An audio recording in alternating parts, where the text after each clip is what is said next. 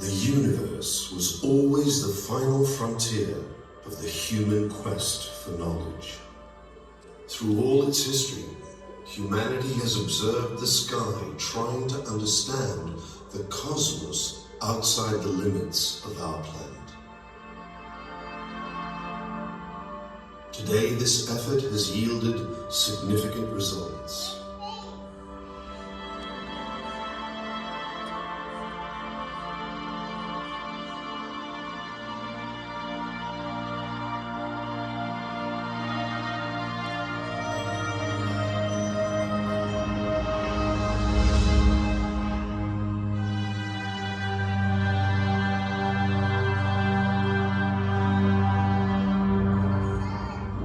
Now we know that our Sun is a typical star, which does not differ significantly from other stars of the starry sky.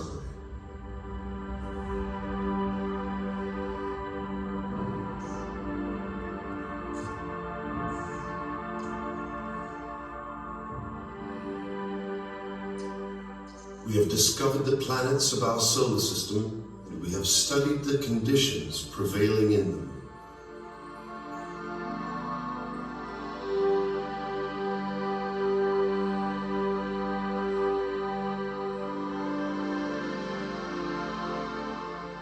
We studied asteroids and comets and found their important role in the formation of planets.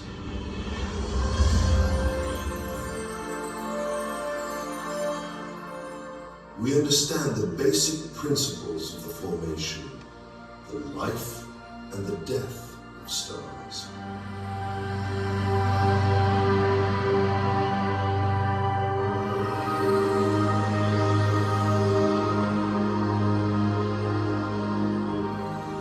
We have also discovered thousands of exoplanets like our Earth orbiting other stars.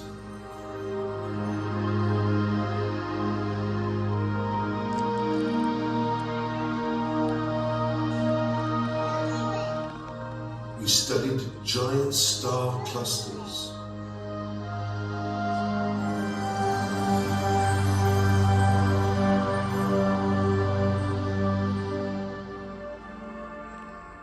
We have discovered dense clouds of interstellar dust and gas where new stars are born continuously.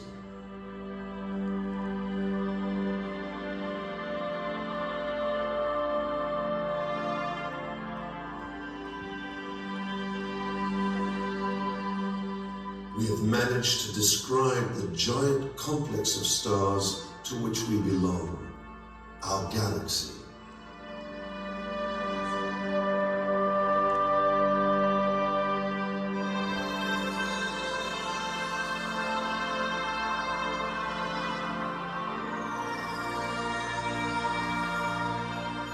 We realize that our galaxy is not alone in the universe, and that there are hundreds of billions of galaxies.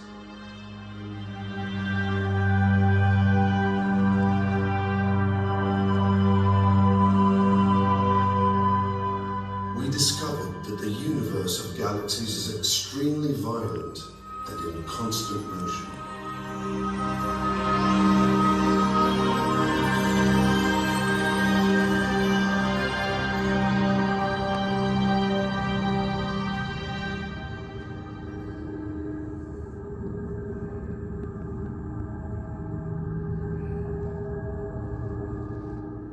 Finally, we found that the whole universe is an accelerating expansion, and we are searching urgently for its origin.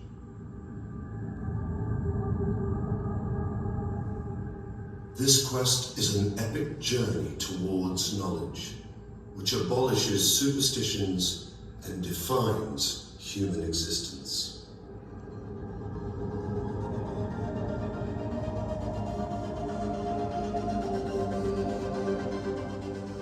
Vehicles for the journey of humanity in the universe are scientific instruments called telescopes, which are installed at various observatories.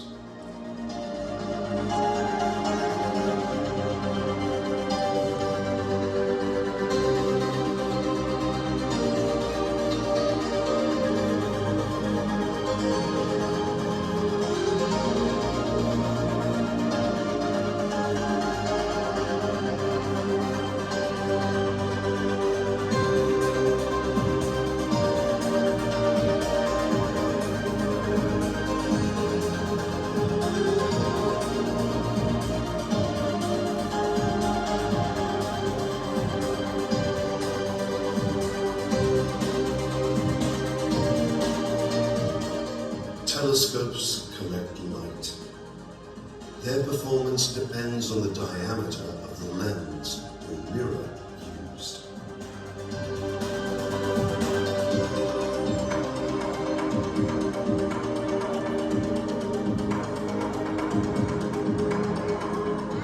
Today, we have giant telescopes with mirror diameters up to 10 meters.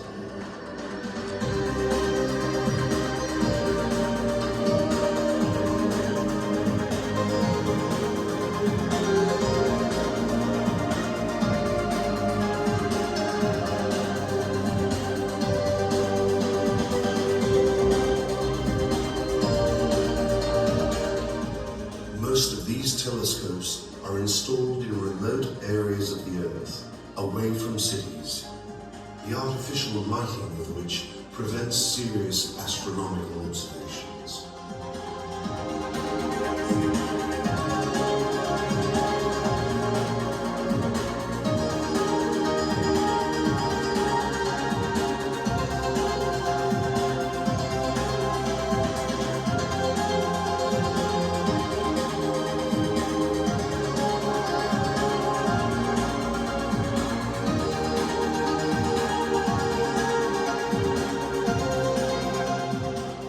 European Southern Observatory is building a giant telescope with a diameter of 40 meters that will penetrate and study the universe across cosmic time.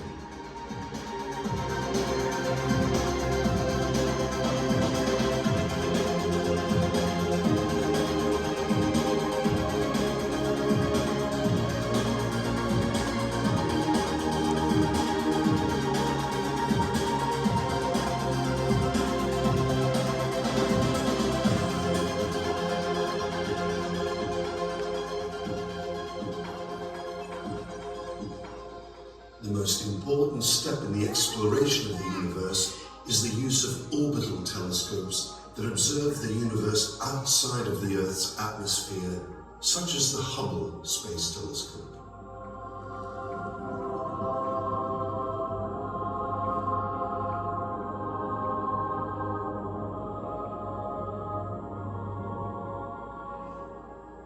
Light is much more than optical telescopes can record.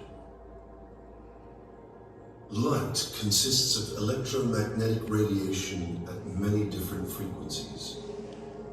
Most of them are invisible by the human eye and the optical telescopes.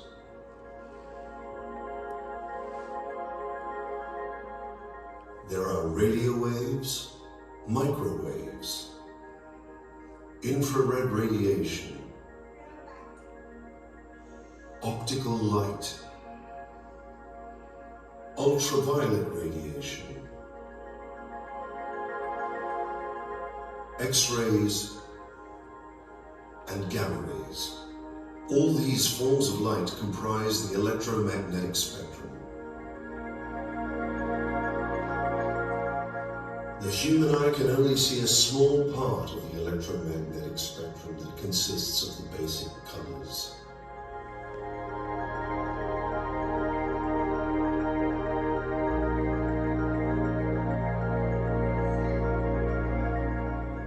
Celestial bodies usually radiate at many wavelengths simultaneously.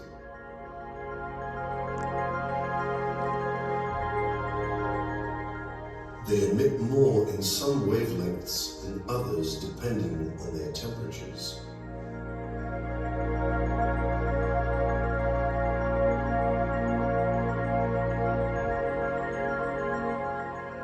The hottest and most violent processes emit at small wavelengths, that is X-rays and gamma rays, while the cold and calm processes emit at large wavelengths, such as in the infrared and radio. Radio waves are observed with giant antennae, the radio telescopes, that have the ability to observe the whole sky 24 hours a day and in all weather.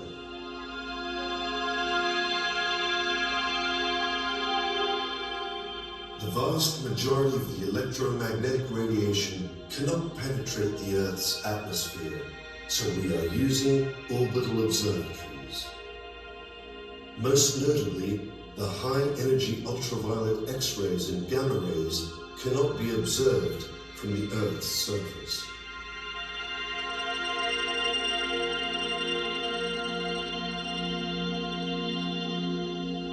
But X-rays and gamma rays allow us to observe the most violent and impressive phenomena of the universe.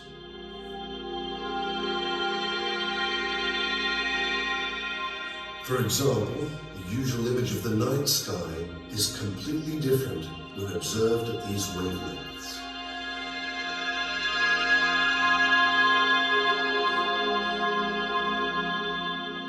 The only way to observe the hot and violent universe at high energies is to use observatories in space.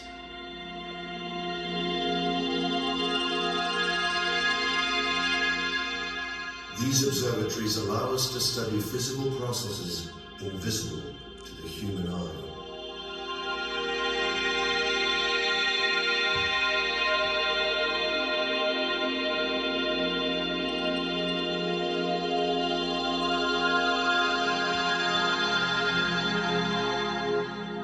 X-rays, or Roentgen radiation, are named after the German physicist Wilhelm Roentgen, who studied them in 1895. They have been used for many years now in medical diagnosis.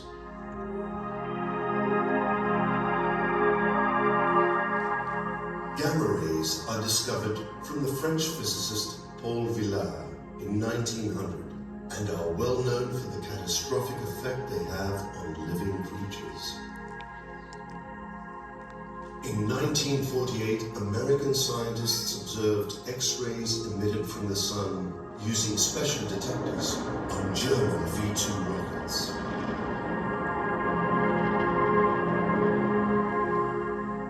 In 1962, a team of scientists under Riccardo Giacconi observed for the first time X-rays emitted outside the solar system, a source towards the constellation of Scorpio. The first successful record of gamma rays from space was done in 1961 from Explorer 11. The contribution of the first American space station, the Skylab, was also important. The station was launched in 1973 and for 6 years observed the sun at X-ray wavelengths. Since then, tens of orbiting observatories have been launched, observing with increasing sensitivity the universe in X-rays and gamma rays, providing us with a more detailed picture of the most violent processes in the universe.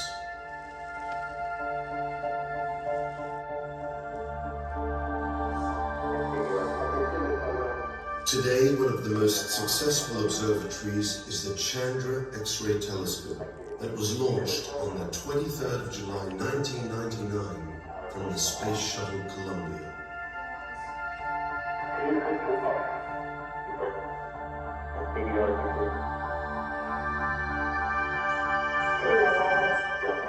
Chandra has the sharpest view of the X-ray universe.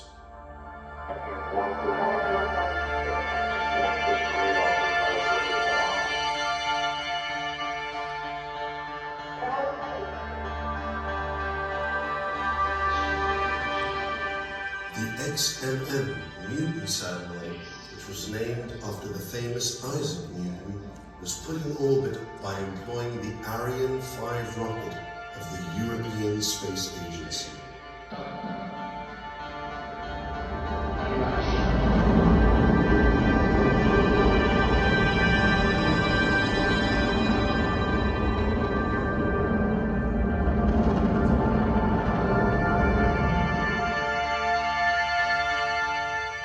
Its main goals are the detection of X-ray emission from solar system objects, detailed studies of star-forming regions, investigation of the formation and evolution of galaxy clusters, the environment of supermassive black holes, and the mapping of the mysterious dark matter.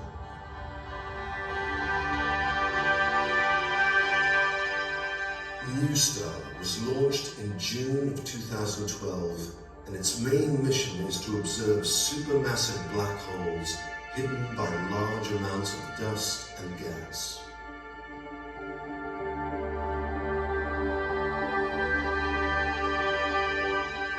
The US Fermi mission and the European Integral mission detect the most energetic radiation that comes from space, gamma rays.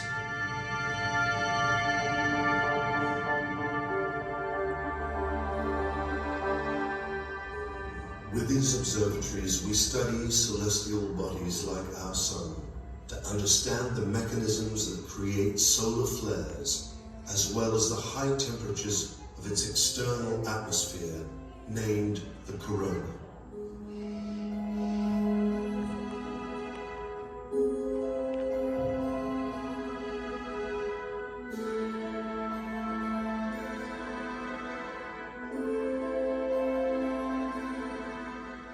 We observe the birth of new stars in regions where large molecular interstellar clouds exist.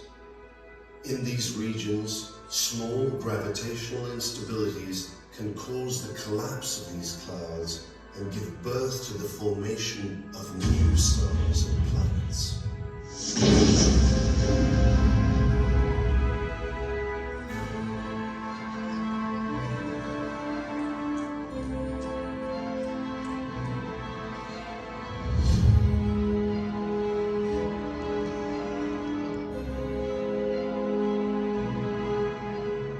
We also study the violent death of massive stars that take place during supernova explosions.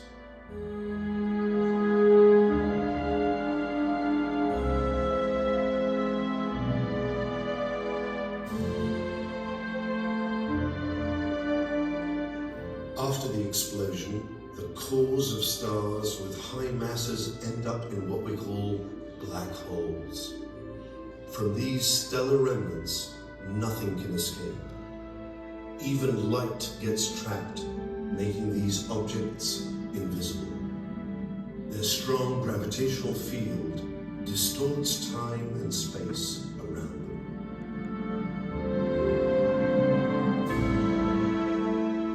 Black holes attract everything that goes near them, increasing their mass in this way. Matter, as it collapses onto black holes, creates an accretion disk around them. In this disk, the temperature and kinetic energy are so high that gamma rays and X-rays are generated. At the same time, strong gravitational fields create jets that move with a speed close to the speed of light and interact violently with the interstellar matter that surrounds them.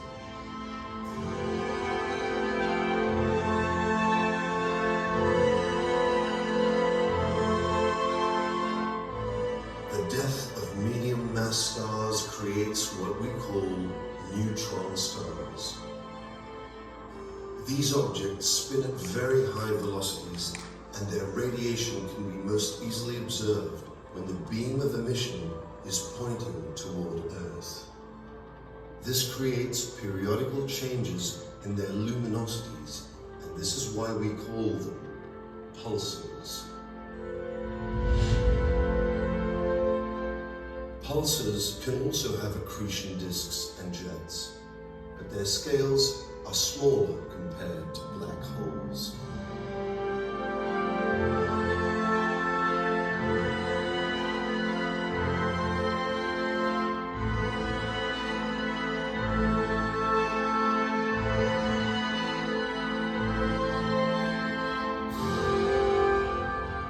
We also observe binary stars that are very close together and interact strongly with each other.